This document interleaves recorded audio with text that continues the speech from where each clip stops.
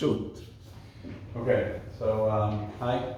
Today we are going to start with rings and fields, and it's going to be a pretty simple, I think, session because we're just going to define rings and fields and look at a few examples. So nothing too complicated at this point. So a ring, is technically it's actually a set R with two operations. Okay, and I mean, right, like addition and multiplication. They are binary operations. So each operation takes two arguments and outputs one output. And we need the following axioms or properties. So R is abelian, right, with regards to addition. Okay? So abelian means it's a group and it's commutative. Okay?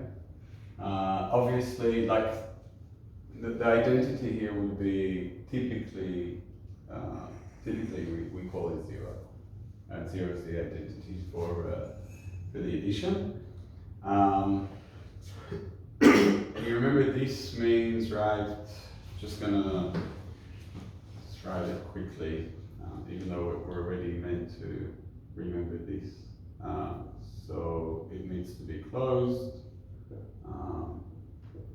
Associative needs to have an identity, and inverse, right? And then since it's abelian, it needs to be commutative, right? Or addition. Okay, then we need to have that R is closed with regards to multiplication. Okay.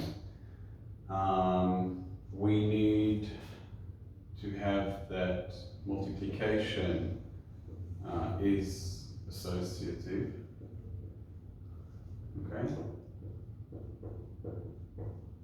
So actually, I mean, I'll write it down, but we know what it means, right? So A times B times C equals A times B times C, right? Or we can associate it whichever way.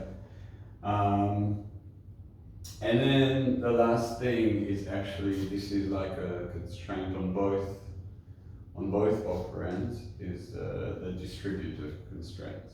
So we need to have this, it needs to be distributive, right?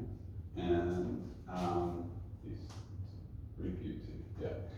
And that basically means that if we have the following A times B plus C, right, and we see that we have both operands, then that actually is equal to A times B plus A times C. Okay. Now, this is basically the minimum requirements for a ring. Okay. So technically, any set with two operands that does this is a ring. Okay. So it's like a field when you don't need the identity and inverse. Well, we'll get to what a field is. A field is more restrictive, so you need more axioms for it to be a field. Yeah, just this is actually a less restricted construction. Now, we said that we typically, like we will call, I mean, I think that from now on, we'll just call like the addition identity 0, if there is a multiplicative identity, we'll just call it 1, just to make things simple. And usually we also call like the inverse of the addition, we just mark it with the minus sign, whether right, we have that in our set or not. Okay, so now let's look at actually more. I'm going to erase this. Okay, just remember we've got, right, so we've got abelian group with regards to addition, and then the multiplication we have closure, right? We've got association, and then we've got for both of them the distributive. Okay. So now let's actually make a sort of a table and then just define different types of rings, okay, like common rings that we care about, okay? So let's do it like this. Let's say that we've got, right, let's do this, like plus A would mean that it's abelian with regards to plus, okay? And then here we'll have like for multiplication, this is from now on, this is all for multiplication, so we've got closure, right? We've got association, we've got this distributive will go in the end, of course. We will now ask about identity, inverse, and commutation, okay? So we basically said that all rings need to have this, this, and this. We're going to assume distribution. I'm not going to write it here, okay? So everything will need to be distributed. So yes, we can actually do it through examples, but I'll just define a few common things that you may see, okay? And then we'll look at examples and we'll say what is each example.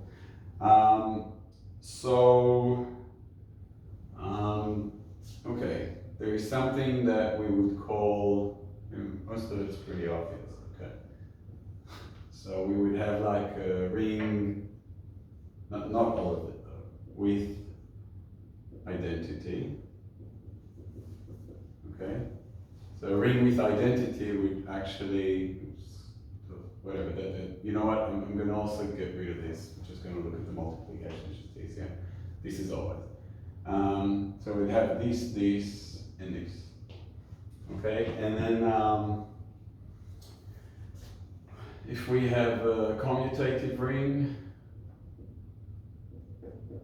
then obviously it would have this, and then it would be commutative, right? But it doesn't need to have anything else.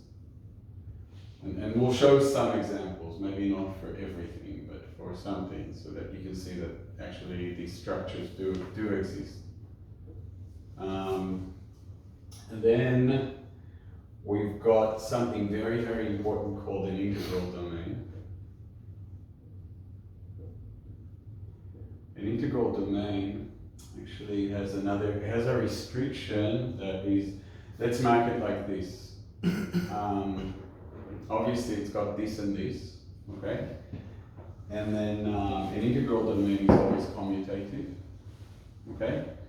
And it's got identity, but it doesn't exactly have inversion. It's got something, we'll write, we'll do it like this, okay? And we'll now explain what this means.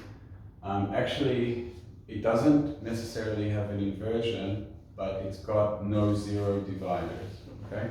No zero divider means that if I take an integral domain, and we're gonna go back to it, this lesson a few times. If I take in an integral domain, and I multiply two elements in an integral domain, and the result is 0, okay?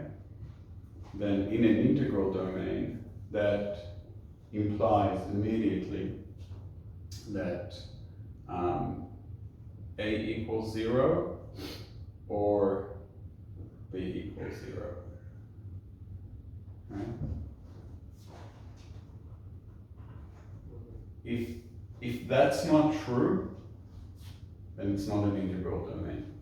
So you see that it doesn't necessarily, there is no inverse,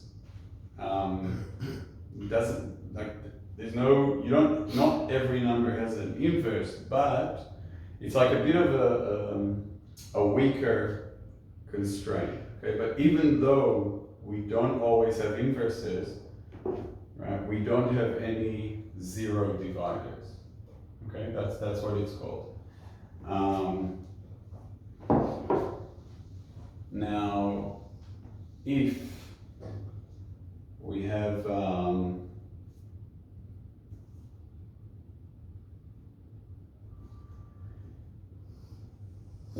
we've got something called a division ring.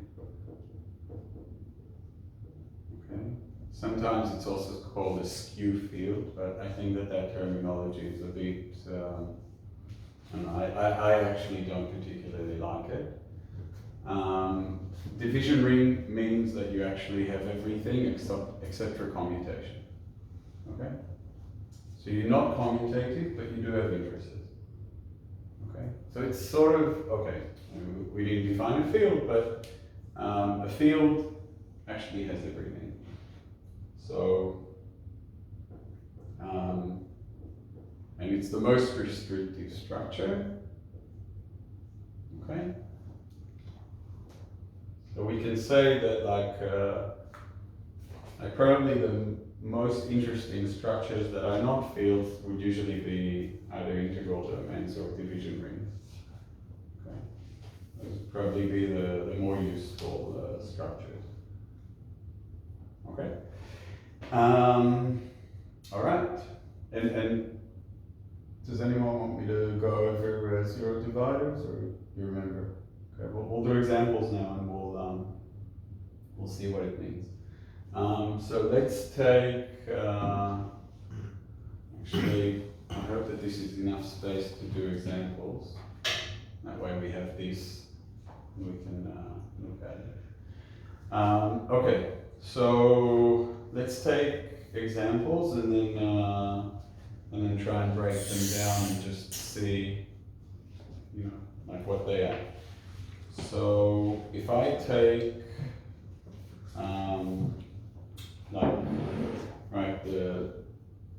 if I take the 2 by 2 matrices, okay, so I don't know, maybe I'll call it M2, okay, 2 by 2 matrices,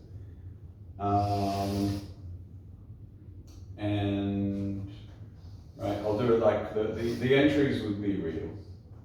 Okay, just to simplify, real is a field, so right, everything works.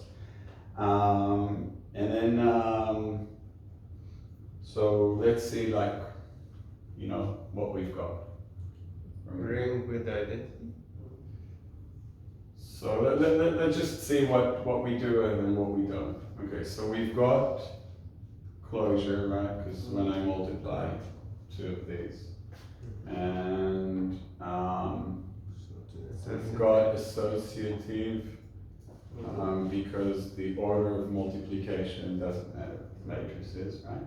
The order does matter, but like the association doesn't matter. Identity. Yeah, right.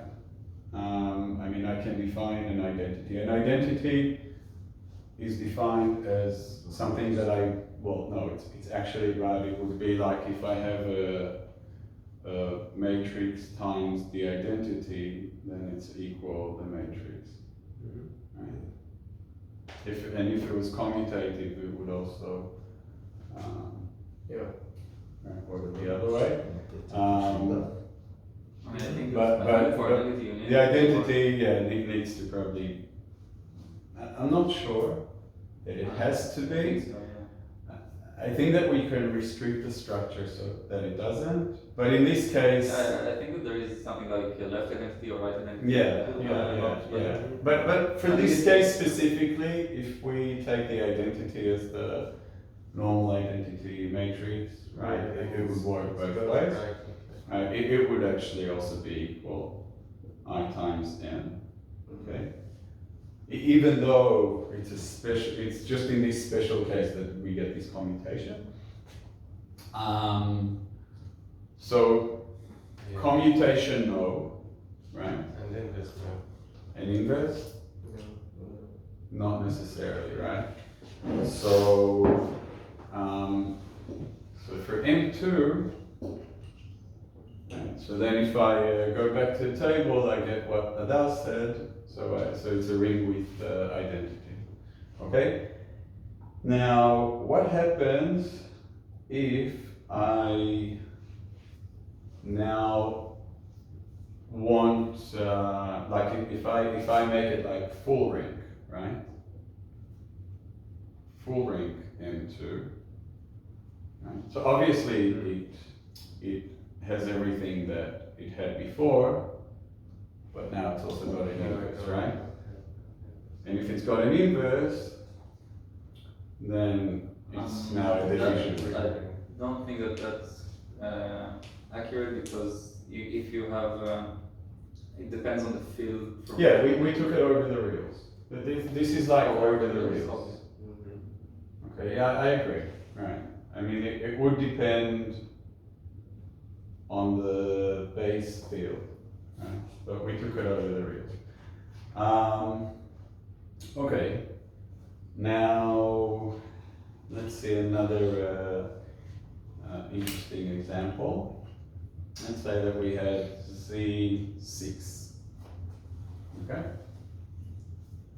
So if I look at multiplication of Z6, right, which would be just two numbers modulo 6, Yes. I would have closure, right, at Z6. It's associative. It's associative. What is the full rank? What is the definition? What is the full rank? Full rank means that every matrix has an inverse, right? Because the determinant is not zero for full rank So matrix. it's a restriction. Yeah, the rows and the columns, they are not dependent linearly. It means that they're all of like if the rank is 2, then the dimensionality of the space that it actually creates is 2-dimensional. If the rank of an M2 matrix is 1, then it actually spans a 1-dimensional space, not a 2-dimensional space. Okay. All right, Z6, I mean, we can define identity, right? It would be 1, right? But What about inverse? not necessarily. Not necessarily. What about 0 divisors? Does it have 0 divisors? Yeah. Give me an example. Right, like 2 times 3 equals 0 modulo 6, right? So then it's not an integral domain. And it's also cumulative. It's commutative, right? Because I don't care about the. And then we see that what we get is actually, I don't think we've got it on the table here. Domain, no? No, it's not an integral domain because actually this is not true. Yeah, it is a commutative ring with identity. Yeah. Yeah. We can say that. This board shakes. Okay. I hope that on the video. Yeah. Okay. All right. Let's now give a theorem, and then, or you know what? Let's look at a few examples of integral domains. Okay, because integral domains are interesting. Okay.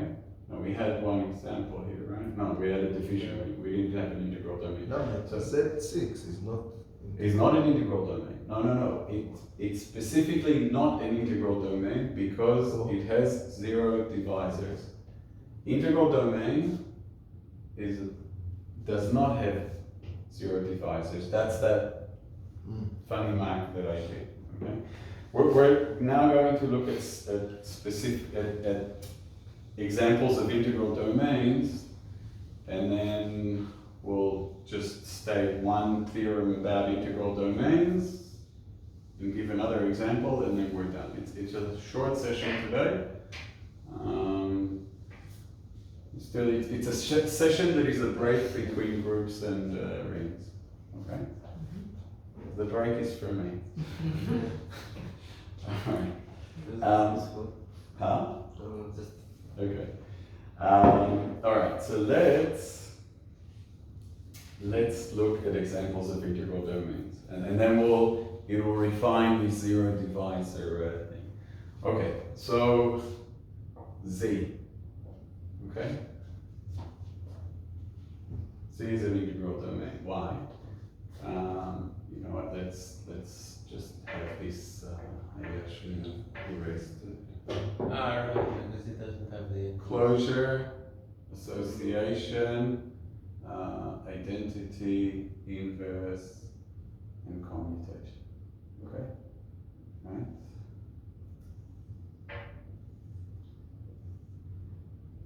And then if we look at Z with the normal addition and multiplication, right? So it's closed, it's associative, it's got an identity, 1, it's commutative, it doesn't have an inverse, right?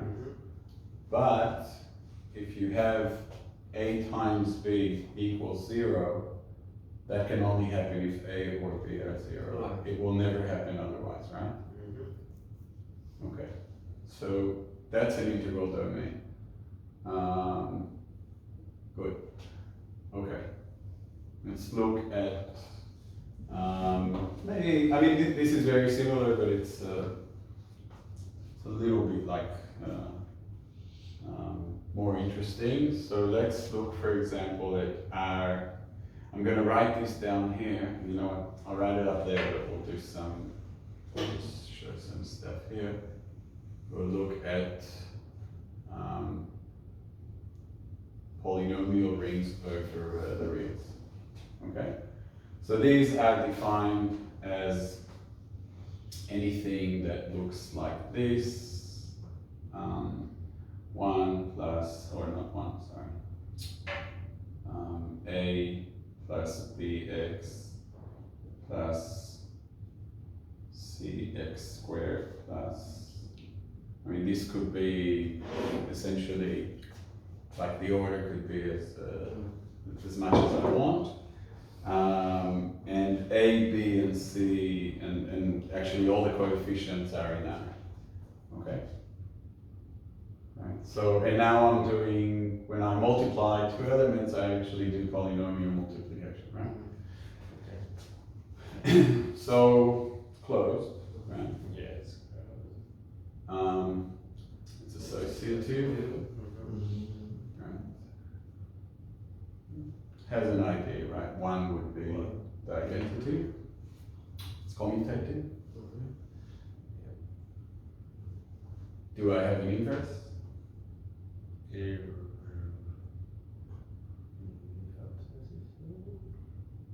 If I have a polynomial, do I have another polynomial necessarily that the polynomial multiplication results in the identity?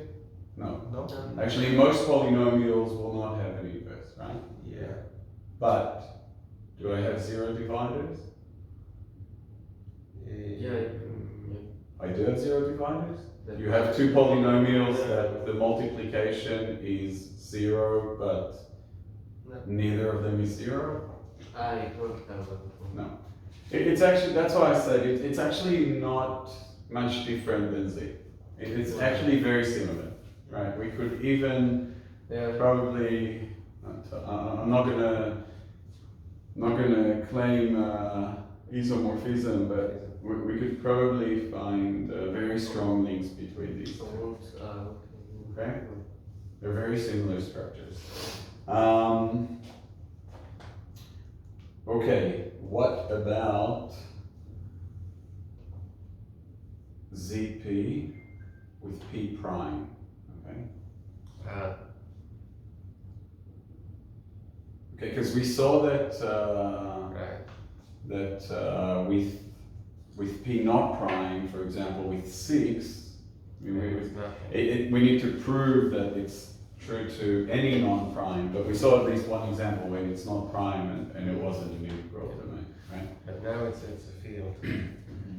Right, Also. but we'll soon talk about it as a field, but it's at least an integral domain, right? Because it's got everything, we saw that before. But here we also don't have any zero dividers, and it actually maybe, well, you know, if we really want to show it, we need to prove this claim, but we're not going to do it right now. But definitely, if we try it on small examples, we'll see that we won't be able to find zero dividers. Okay, and actually, as was said before, it actually has an inverse. Right? So an inverse is That's a right. huh? But the zero dividers is easier to prove than the inverse, I think.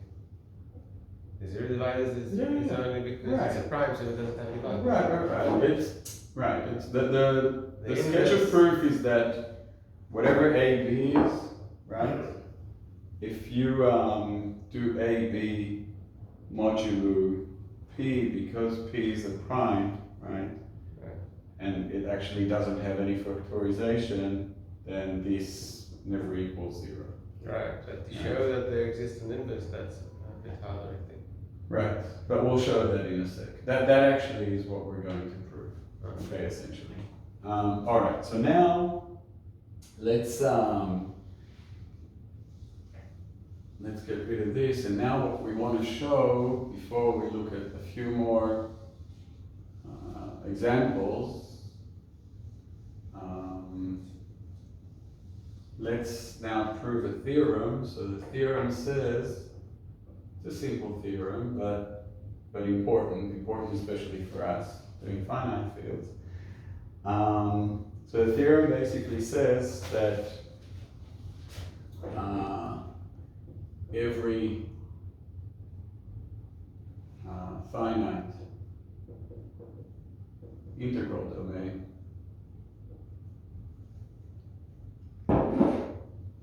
is a field. Right? So it's exactly, right? We're basically showing that if we've got a finite integral domain, then that means that we also have an inverse. Okay, that's what we're going to prove. The proof is not complicated. We'll just outline it quickly. So we'll say that, so if R is a finite integral domain, right? So R is actually the set of like R1, R2, right, all the way to Rn, right? And they're distinct. And now,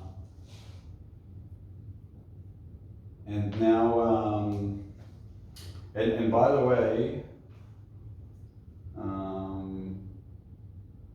okay, and now we're going to choose an element of R, okay, of this integral domain set, and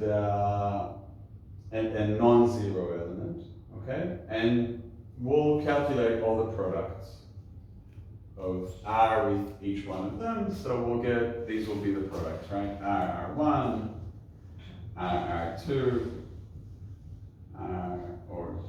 and by the way, right, because an integral domain is commutative, we could also do it the other way, so I'm not going to even, I'm going to completely ignore that, like we're assuming commutation.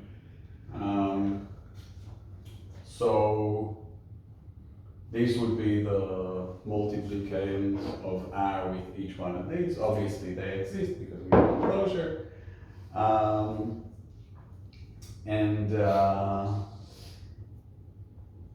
And we claim that they must be distinct, okay? Why do they have to be distinct? So let's take, for example, Ri and say that it's equal to Rj. Okay, two elements. Not necessarily obviously distinct, right? So this implies, right, because of distributive property that R equals Ri minus Rj. Okay, sorry, R that equals 0, right? So, and then because it's an integral domain, we know that R is not 0, right? Because that's actually, I didn't write it, we just said it. And that means that Ri actually must equal Rj. Okay? Okay, so they are distinct. So one of them must be the identity. So now, yeah, so now all that we need to do, exactly. Now all that we're left, we need to show that just an arbitrary product, like to show that there is an inverse, we've got to take, like Adas said, the one that is the identity, right? And it's in here somewhere, right? Just because of the counting argument. Because it's finite. Yeah. Because it's finite, and we went from n elements to n elements, and they're all distinct. So one of them Must be. must be the identity. So then we're going to take the identity, right? So let's say that the identity is whatever, some I. So we've got R times Ri equals 1, right? I chose the one that is the identity. And that means immediately that Ri must equal R to the minus 1. Right? It must be the inverse of I. There's no other way. Yeah, it's by definition. Okay? So it's. And right, when this happens, we can now say that the non-zero element, but by the way, we can say that we've got inversion, right? And another way to state it, once we've got all of these properties, we can say now that the non-zero elements of R, right, which we would typically make like this, okay? Or, yeah, this would be like, this would typically be defined as R less 0, right? R without 0. This is an abelian group under multiplication. Okay? So that's another way to define a field, is to actually, a field is, this is usually the way that I remember it, is that, I mean, instead of remembering all the, right, all the axioms, the field is actually, right, would be if, right, like a set with plus, and where plus is an abelian group.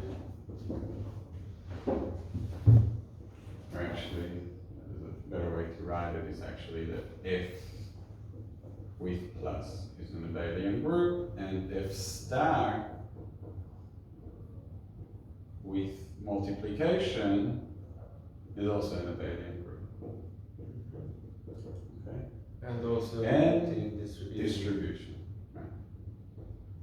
Yeah. We always have to have the distributive, right, of the plus, and like we have to have the distribution, otherwise like we've got to relate them, the two operations. Okay, so a few more examples, and this is it for today. Is there a name for something? Four? Is there a name for something with two operations without distribution?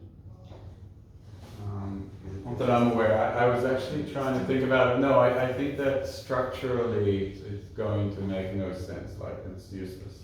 Yeah, it's not interesting. Anything without distributive. You got to. I mean, I imagine that you can probably build structures with different types between the two, different relations between the two operations, but you've got to define some relation. Otherwise, it's like it's a more like there's nothing really to do with it. Yeah. But But maybe you can define something else instead of distribution. Maybe. Yeah. I don't know. I'm sure that probably someone has done that. We can look, but yeah, I don't know. Yeah. Since I'm only like an amateur mathematician, because I'm more of an engineer. I've never looked that way. Right? Engineers usually only look for the practical stuff. Yeah. When I did my second degree, right, something in statistics, my actually like not statistics. Statistics is not in probability theory, right? My lecturer gave me a paper, and the paper was called like whatever the topic for practitioners. He said, "This you will be able to read." Anyway, yeah. Just so there's no so the condition of two elements squaring to zero, like these 2 cross 2 matrices. The non-zero dividers. Yeah, I'm just confused. Like you have a matrix as 0, 1, 0, 0, and another matrix 0, 1, 0. They multiply and they will square to 0, right? And you can construct such matrices in 2 cross 2, for example. So the nilpotency is basically two elements multiply and just give 0. It's never an issue in any of these definitions, right? It's like I just wanted to understand because it's something that always bothered me when 2 elements multiply and give 0. But neither of them are 0. So it won't be. Yeah, so that means that you've got 0 dividers, and if you have 0 dividers, then it's not an integral domain, Yeah. right? Obviously not a field. This example is one of the examples is non-commutative numbers called Grassmann numbers. They have this property that you can multiply, and you can represent them using these 2 cross 2 matrices also, like if you want to think of it that way. And they have this weird property that they always anti-commute. But if you take the same number and multiply it, always give you By itself, yeah, by it the gives you- square. Yeah. Okay,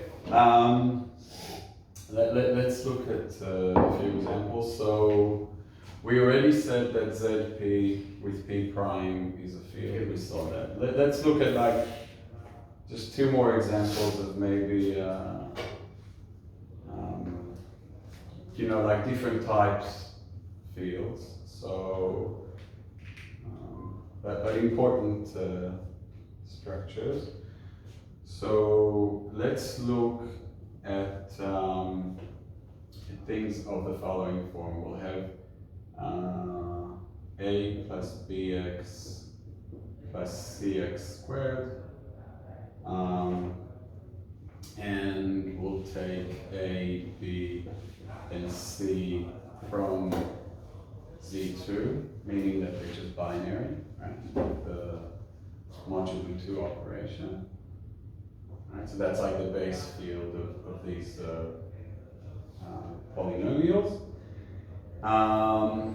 And we'll say that the multiplication, right? Multiplication is actually modulo,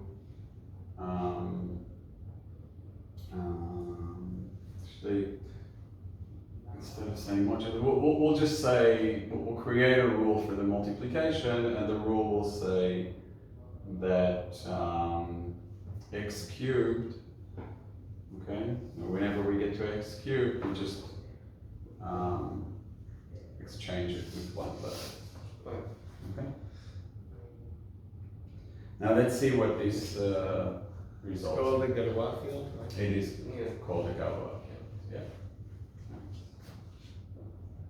GF. Okay.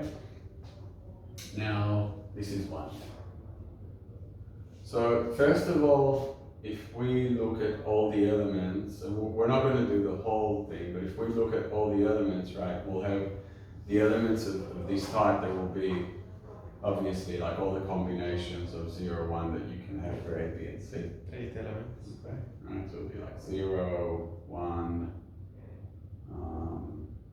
right, x squared, right? That would be like just one of them is 1, and then we would have 1 plus x, 1 plus x squared, x plus x squared, and then all three. And just check that I haven't missed anything. Actually, having x squared doesn't make sense here because it's equal to x for binary field. That what? X squared in the binary field is equal to x. So, like, you don't have to write it. No. Yeah, 0 squared is 0 and 1 squared is 1. So, But x is Wait a second, we gotta follow this rule. so this right, is like but what I'm saying is that X squared is x. Right. Is x squared is, let's take it and find out. only the coefficients are. Okay, yeah. Yeah, sorry. yeah, the coefficients are Yeah, for yeah, this yeah, too. x yeah. is Yeah, like, yeah, yeah, yeah. it's like G2 but Yeah. Yeah. So let's do like a multiplication of like 2 elements, okay? And then if we want, we can, oh, you know what? Finding an inverse here would maybe a bit tedious, so maybe we'll do it on the other example. But let's just look at the multiplication of 2 elements. So if we take, say, 1 plus x squared times, addition is simple, right? Yeah. It's just like a coefficient, location addition with the normal modulo Z2. So if we do this, right, 2 elements from here, so actually, see what we end up with, right, is x, which is fine, right, plus x cubed, x cubed, another x cubed, so I've got, Oh, you No. have x squared plus x squared. X squared. plus, sorry, plus x squared plus x cubed plus x to the power of 4. Okay? So now I can take x and x squared stay. I can exchange these to 1 plus x, right? Plus 1 plus x.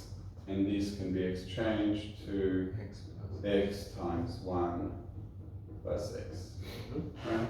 And now it's just addition, right? So let's see, I've got, if I look, I've got 1, right? And then I've got x, so these ones cancel, right? And then I'll have just 1x left here. I hope I'm not making any mistakes. And then x squared Cancel. once with x squared, so that's it, 1 plus x. Okay. That's how multiplication works. Now, maybe as a home exercise, we'll do like, that you do the inverse of one of them. We'll do the inverse for, just this is the last example that we're going to do today. It's another, I guess it's also can be considered a Galois field, but maybe something that you will recognize. How do you define a Galois field? A Galois field is like, I think that probably maybe I could be like, I'm not sure that what I'm going to say is the exact definition. I think it's broader than what I'm saying. But if you build a field like we did, like a polynomial field over some base field, right, with some polynomial modulo, and you need that the polynomial modulo, I mean, I chose one that's primitive, okay, which we're not going to talk about now, but it's sort of like, to like have a primitive modulo is like to have like a modulo prime for a normal integral domain. And then you just generate the whole field through that, and that's called a Galois field. Because the multiplication becomes, the multiplication is defined a little bit different, right? Because of that modulo operation. But I think that probably Galois field is actually even wider, and I've seen it used in like various contexts, and I'm not sure that it's necessarily, you know, I mean, I've seen it even like just any finite fields defined as Galois fields as well. Or, you know, some, like if you see something like FQ squared, for example, right? We call it a Galois field as well sometimes. So I'm not sure. You know, I think it gets like defined differently. Defined with any set with finite field elements and bunch of axioms. It's something Okay. like this. Okay. All right. So let's look at the following construction. So we've got a plus bx. What's the time, by the way? Yeah. Okay. So 5 minutes and we're done. Where a and b are now in Z3. Okay. So they can be 0, 1, 2. Z3 is obviously also a field, right? And we will make the following rule. We will say that x squared equals minus 1. Right? You know this rule, right? So it's similar to complex numbers. Right? Why not say it's just 2? Huh? Why not say it's 2? It's the same. We can say that it's 2. But then if I do like C5 here, and I want it to behave like complex numbers, okay. So, and I think that like minus 1 will always be like, no, you know, no, I'm not going to say it. It's not true. Does x also belong to Z3? No, x is something. This is the only thing that defines x. Okay. So it's not necessarily square root equals It's like in complex fields, like what is I? Okay, I is I, right? So x is x in this context. Okay, so let's see, we've got the elements are 0, 1, 2, right? There will be 9 elements here, right? And then I've got x, and 2x, right? And now I need to start doing combinations. I'll have 1 plus x, 1 plus 2x, 2 plus x, 2 plus 2x. Have I covered everything? I think so. Okay? Yes. Okay, and now instead of multiplying two numbers like we did before, let's actually look for an inverse. I mean, it's a simple exercise, depends just. So if I've got, for example, 2 plus 6, I want the inverse, right? I can multiply it by just any, like, some element in the field, right? And then that would mean that 2a minus b right? Minus b, because x squared is minus 1, must equal 1, right? And then What about xa and 2a 2bx? minus b. Why not? What about Sorry, why? Wait a By second. the 2 You forgot xa and you forgot 2 elements. Wait a second. 2, what did I forget? What about x times? By the way, just a sec. X This plus must. c. Is this fine? This is fine. Okay. So this needs to be equal to 1, 0. Okay. Right. And that is the idea. Or 1 plus. Yeah, that's fine. Or 1. You just Right. You just Okay. placed all the middle elements. No. It's 2a. Just a sec. 2a. Ah, you did it separately. Yeah, I'm doing like Ah, on this one. okay. But okay, I'll do it. Okay. 2a plus. You're right. It would be clearer to do it this way. Plus. I've got a times x, and then I've got 2b times x, right? Right. So a plus So 2b. plus a plus 2b times x, and that is minus b. Yes. Yes? Okay. So this needs to be equal 0, right? So a equals minus 2b, okay? And then 2a minus b Is 1. minus b equals 1, and then if I plug, Minus 2b. let's see. Yeah, so I've got like 5b. minus 5b. minus 5b equals 1. So b equals 1. So b equals 1. So b, Yeah. b equals 1, yeah. Minus 5, yeah, true, Because right. 6 Right, minus- yeah. B equals 1, right, because 6 would Right. be, okay. And if b equals 1, and I plug it back into here, I've got a equals minus 2, so a also equals 1. Okay? So then if I go back to here, let's do it in another color, it's starting to get very confusing. I can say that 2 plus x inverse is equal 1 plus x. Okay? Okay. Another way is to just simply do polynomial like high school division by x squared plus 1.